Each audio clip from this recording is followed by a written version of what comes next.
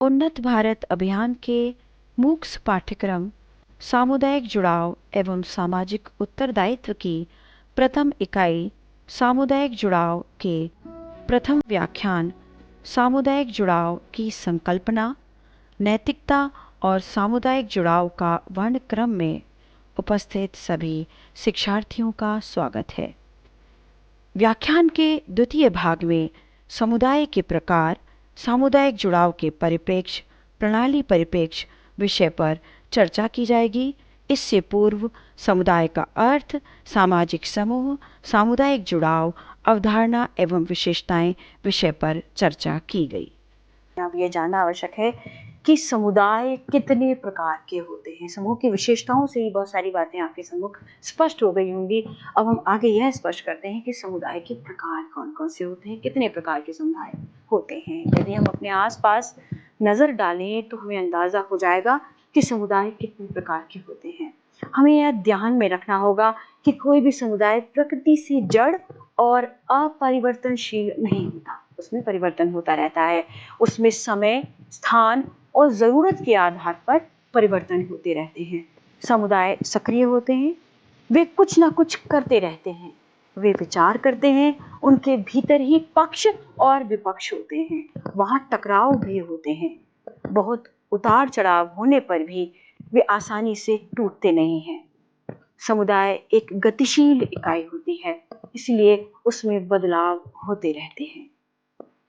निर्णायक तौर पर यह तो कहना मुश्किल ही होता है कि समुदाय कितने प्रकार के होते हैं, क्योंकि इसको बहुत सारे विभाजन आप दे सकते हैं, किंतु उनके चरित्र के आधार पर यह माना जाता है कि समुदाय प्राय 5 प्रकार के हो सकते हैं।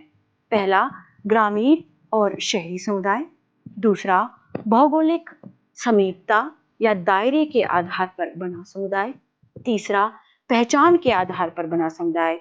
चौथा, खास लक्ष्य हित के लिए बना समुदाय। और पांचवा, अंतरराष्ट्रीय समुदाय। सामाजिक जुड़ाव के परिप्रेक्ष्य, ये हमारा अगला बिंदु है। सामाजिक जुड़ाव के परिप्रेक्ष्य पर यदि दृष्टि डालें तो समुदाय की उपयुक्त जानकारी के अतिरिक्त क्रिस्ट एशमा 2008 जिनका समय है का सुझाव है कि समुदाय सिद्धांतों को लेंस की श्रेणियों या श्रृंखला के रूप में सोचा जा सकता है, जो समुदाय के विभिन्न पहलुओं पर बल देते हैं और प्रत्येक पहलू समुदाय के विभिन्न आयामों की गतिशीलता और इसके सदस्यों के जीवन को प्रभावित करने के तरीकों पर प्रकाश डालता है। 3 संरचनाएं समुदाय को समाज कार्य अभ्यासकर्ता के परिप्रेक्ष्य में अवलोकन करने के लिए उपयोगी है। तो ये 3 अभ्यास कार्य हैं। पहला है सामाजिक व्यवस्था के रूप में, पारिस्थितिकीय तंत्र के रूप में, शक्ति और संघर्ष के लिए केंद्र के रूप में।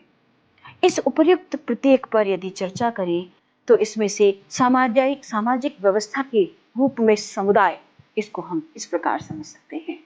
कार्यकर्ता उन अनेक परिघटनाओं को समझने के लिए सामान्य प्रणाली सिद्धांत का प्रयोग करता है, जिनका सामना वे अपने सामाजिक यथार्थ में करते हैं।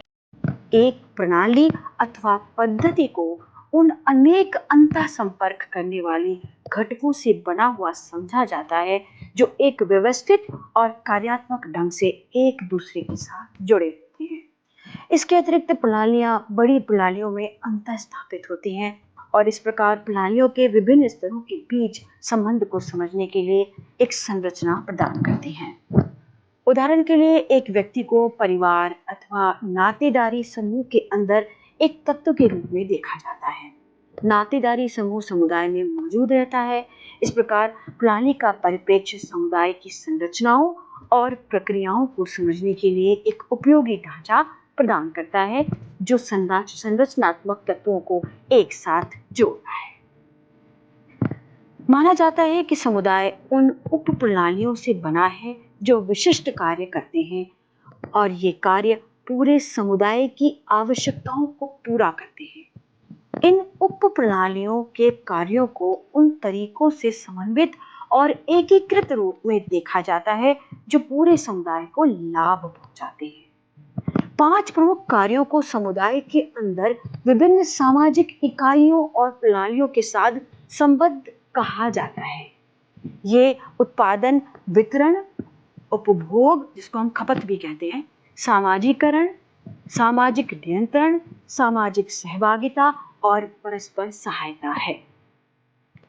उप प्रणालियां अपने सेवार्थी समूहों की आवश्यकताएं कैसे पूरी करती हैं अथवा पूरी करने में असफल रहती हैं या पूरी कर पाती हैं, समाज कार्यकर्ताओं को इनकी आलोचनात्मक समीक्षा करने की जरूरत है।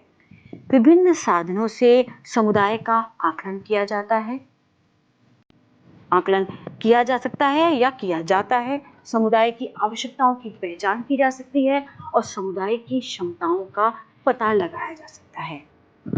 इन्हें इन या उन वैश्विक प्रणालियों के संदर्भ में समझने की जरूरत है जो इन कार्यों को प्रभावित करती है अथवा बाधा पहुंचाती है। ये वैश्विक प्रभाव, वैश्वीकरण, निजीकरण और सामाजिक सुरक्षा के जाल को तोड़ना समुदायों के जीवन और आजीविका को प्रभावित करती है। सामुदायिक परिप्रेक्ष्य के अंतर्गत कई परिप्रेक्ष्य हैं, जिसमें पहला है प्रणाली परिप्रेक्ष्य।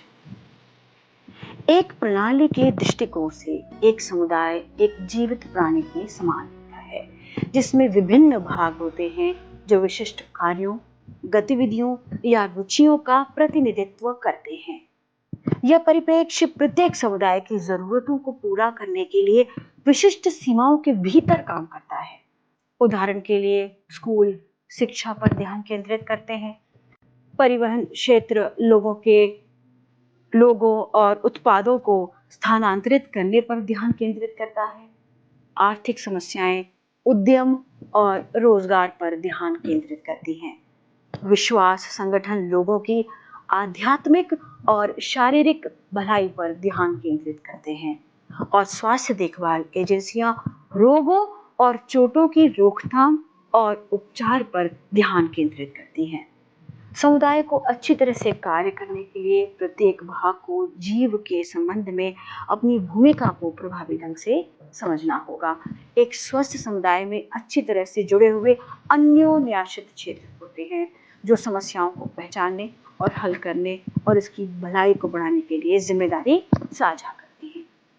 एक समुदाय की जटिल समस्याओं को सफलतापूर्वक संबोधित करने के लिए सभी भागों से संसाधनों के एकीकरण, सहयोग और समन्वय की आवश्यकता होती है। सिस्टम के दृष्टिकोण यानी प्रणाली के दृष्टिकोण से स्वास्थ्य सुधार के लिए सहयोग एक महत्वपूर्ण दृष्टिकोण है।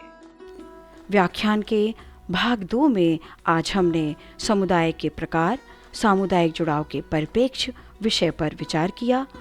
अगले भाग में हम सामुदायिक जुड़ाव के अन्य परिप्रेक्ष्य, सामुदायिक सहभागिता और भागीदारी विषय पर विचार करेंगे। हमसे जुड़ने के लिए धन्यवाद। नमस्कार।